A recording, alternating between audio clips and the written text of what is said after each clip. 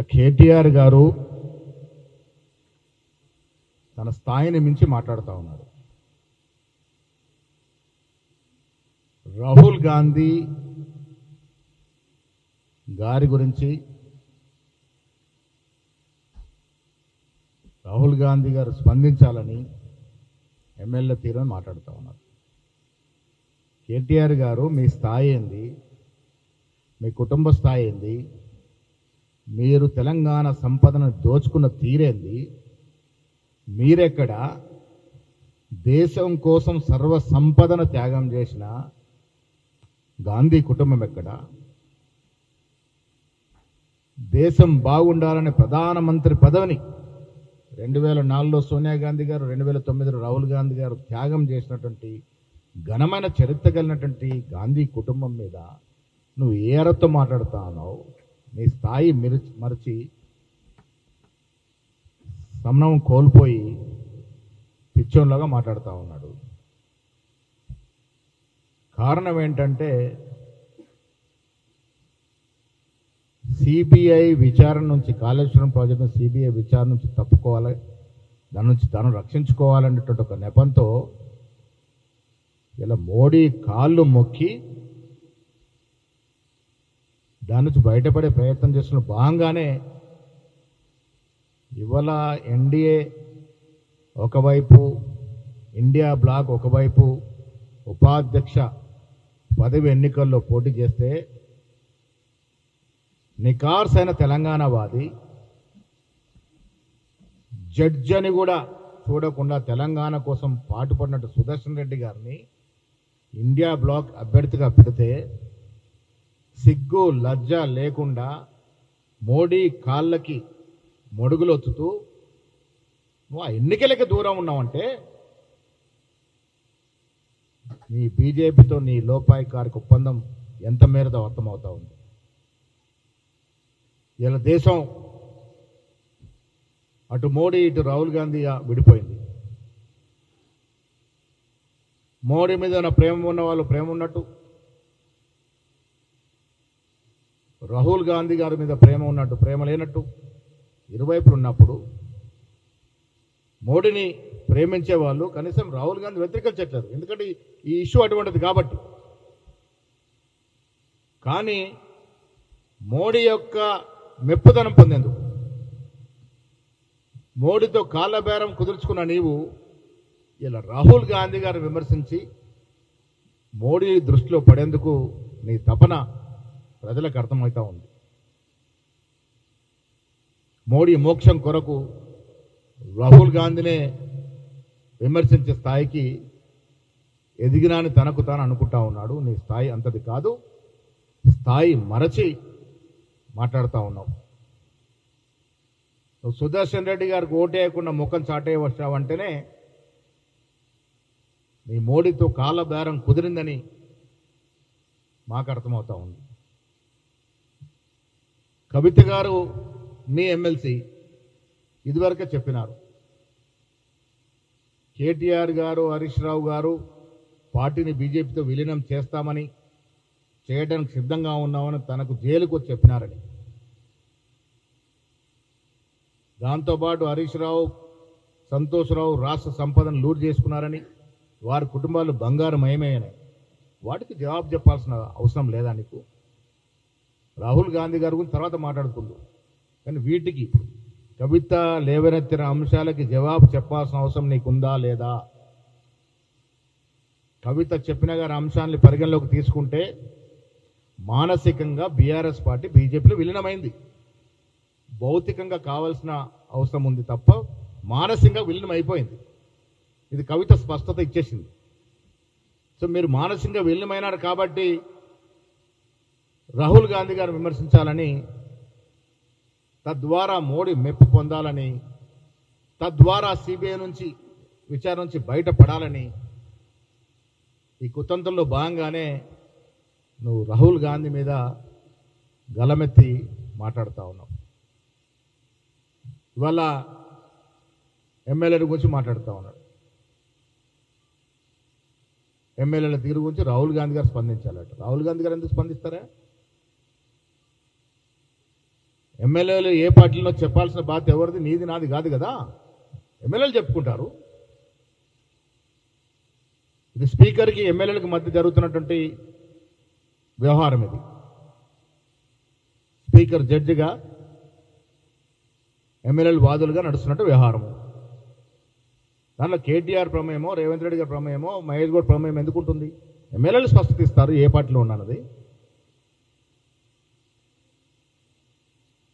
ఇలా వాటి గురించి మీరు గతంలో మీ చరిత్ర తీసుకుంటే, ఘనమైన చరిత్ర, ఎమ్మెల్యే కొనుగోలు చరిత్ర తీస్తే నీకు అర్హతే లేదు మాట్లాడేది. కాలిపోని మాటలు మాట్లాడి మోడీ ఎన్డీఏకి సపోర్ట్ ఇచ్చి ఇండైరెక్ట్గా నువ్వు ఎన్డీఏకి సపోర్ట్ ఇచ్చినావు. మొన్న ఒక తెలంగాణవాది ఎన్నికలు నిలబడితే నువ్వు ఓటేయలేదంటే ఇండైరెక్ట్గా నువ్వు మోడీకి సపోర్ట్ ఇచ్చినావు. దాంట్లో ఏం అనుమానం లేదు. ఇవాళ ఓట్ చోరీ అంశం ఈ దేశం మీద యావత్ ప్రపంచ దృష్టిని ఆకర్షిస్తూ ఉంది. ఎన్నో దేశ విదేశాల అధ్యక్షులు ఆరాధిస్తూ ఉన్నారు. అసలు ఓట్ చోరీ ఏంటి, ఈ దేశంలో జరుగుతున్న తతంగం ఏంటి అని. మూడవసారి అధికారం రావడానికి మోడీ, అమిత్ షా ఈ కుతంత్రాన్ని లేపి ఓట్ చోరీకి పాల్పడి మూడవసారి అధికారంలోకి వచ్చినారు. అది రుజువులతో సహా రాహుల్ గాంధీ గారు నిరూపిస్తూ ఉన్నారు. దాన్ని జీర్ణించుకోలేండి మోడీ. ఇలాంటి కేటీఆర్ లాంటి వాళ్ళని పెట్టుకొని రాహుల్ గాంధీని విమర్శించేటువంటి పరిస్థితులకి దిగజారుతూ ఉన్నారు. నేను మీ ద్వారా తెలంగాణ రాష్ట్ర ప్రజలకి స్పష్టత ఇవ్వదలుచుకున్న, బీజేపీ, బీఆర్ఎస్ పార్టీ వేరు కాదు. ఎప్పటి నుంచో లోపాయికార ఒప్పందంలో ఉన్నారు. మానసికంగా పార్టీలు విలీనమైనవి. కవిత మాటలతో స్పష్టమైంది. దాని కారణంగానే ఇవాళ కిషన్ రెడ్డి గారు మీరు సిబిఐకి అప్పచెప్పండి, 48 గంటల్లో తేల్చేస్తామన్నారు. ఎన్ని గంటలైంది మేము సిబిఐకి అప్పచెప్పి? కిషన్ రెడ్డి గారు ఎక్కడ పడుకున్నారు మీరు? రాష్ట్ర ప్రభుత్వం అసెంబ్లీలో తీర్మానం చేసి కేసుకి సిబిఐకి అప్పచెప్పి మీరు 48 గంటలు, ఎన్ని గంటలైంది, ఎన్ని రోజులు గడిచింది? ఎందుకు దీంట్లో కదలిక లేదు? దీని అర్థం, పరమార్థం ఏమిటి?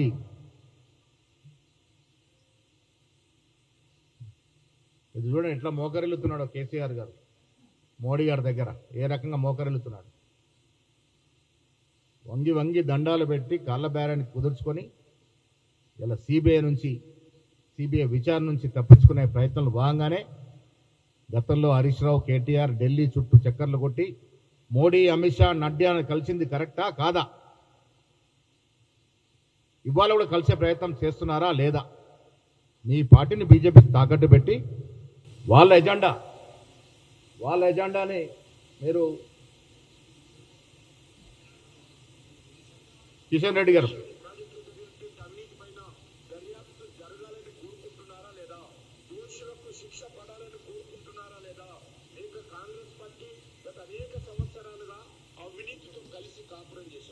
కాబట్టి బీఆర్ఎస్ ప్రభుత్వంలో జరిగినటువంటి అవినీతి పట్ల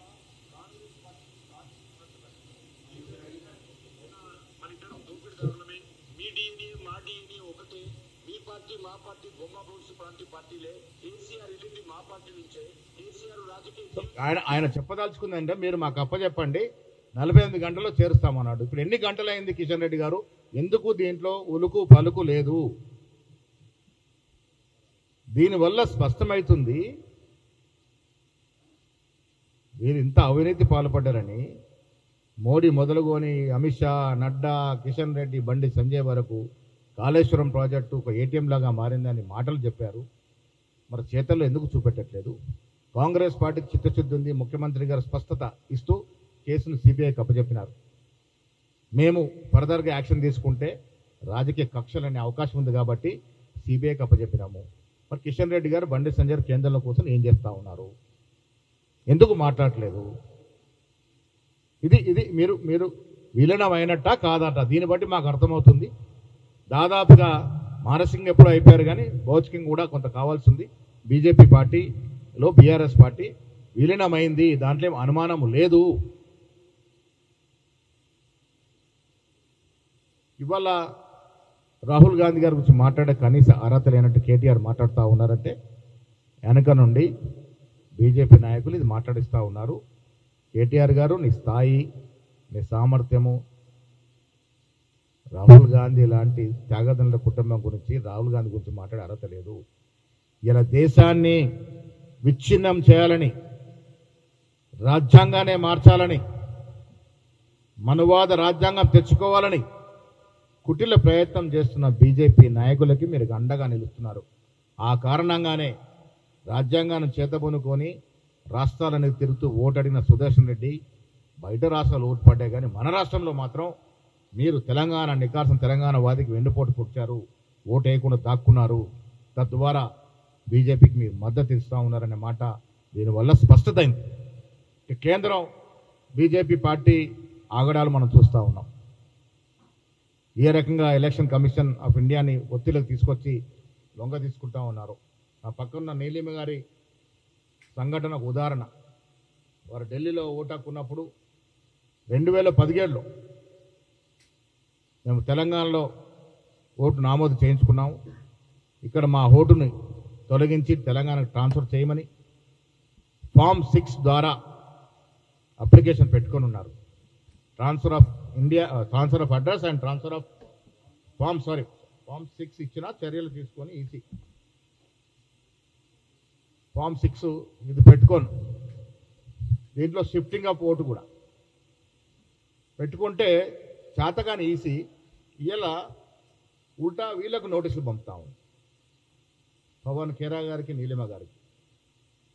దీంట్లో కక్ష దాగి ఉండమే కాకుండా బీజేపీ ఎట్లా చెప్తే అట్లా ఈసీ నడుచుకుంటే మీరు వాస్తవాల్లోకి వెళ్ళి న్యాయంగా వీళ్ళ తప్పేముంది? ఫామ్ 6 ద్వారా షిఫ్టింగ్ ఆఫ్ ఓట్స్ పెట్టుకొని ఉంటే యాక్ట్ చేయాల్సినటువంటి ఈసీ యాక్ట్ చేయకుండా దాన్ని మరుగున పెట్టి ఇవాళ నోటీసులు ఇచ్చి రాజకీయంగా ఇబ్బందులు పెట్టే ప్రయత్నం చేస్తూ ఉంది. దీన్ని ముమ్మాటి ఖండిస్తూ ఉన్నాము. ఇది సీరియస్ అంశంగా పరిగణిస్తూ ఉన్నాము. ఇలాంటి తప్పిదాలు ఎలక్షన్ కమిషన్ ఆఫ్ ఇండియా నిష్పక్షపాతంగా ఉండాల్సినటువంటి ఒక సంస్థ ఈ రకంగా చేయడం అనేది ప్రజలు ఆలోచించాల్సిన అవసరం ఉన్నది. దీని మీద పోరాటం చేస్తాము.